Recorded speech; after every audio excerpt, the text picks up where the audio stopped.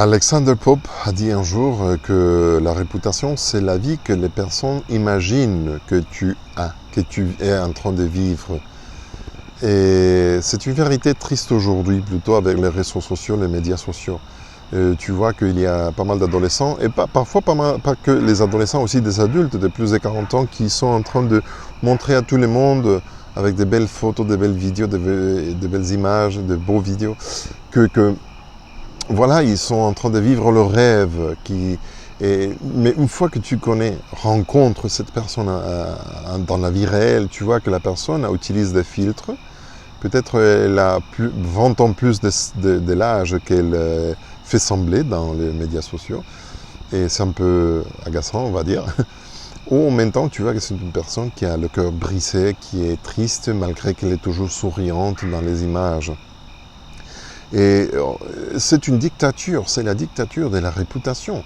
On est en train d'entretenir, de maintenir, soutenir cette image que les autres ont de nous, toujours en faisant sembler qu'on est heureux, on vit la belle vie partout.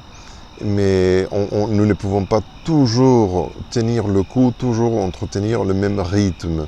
Et c'est faux. Ça, à la fin, nous fait devenir amers.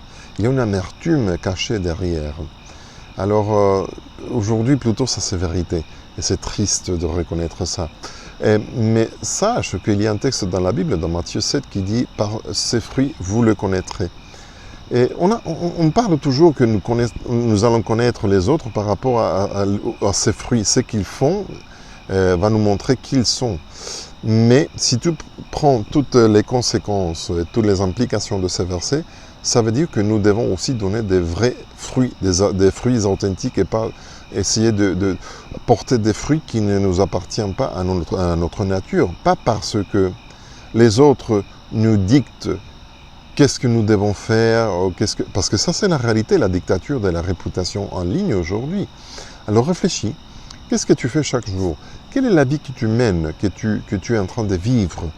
Est-ce que cela correspond à ta vraie nature? Qui es-tu réellement? Ou tu te laisses guider un peu par rapport à cette réputation qu'il faut toujours entretenir un petit peu et de dire, voilà, je veux montrer, je veux faire sembler, et voilà, que les autres voient que je suis comme ça. Non.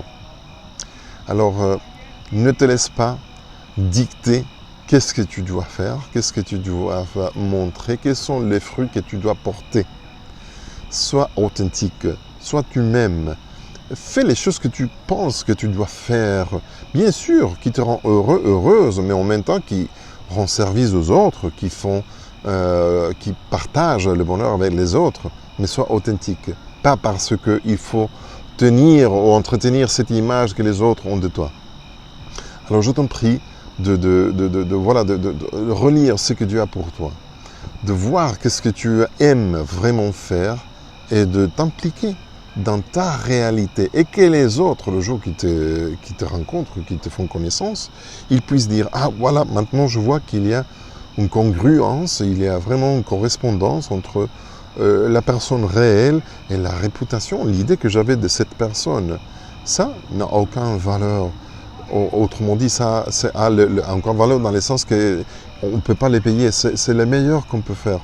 Alors, je t'en prie, fais de cela et que les autres puissent voir que ta vie est vraiment belle dans les moments qu'ils te rencontrent personnellement.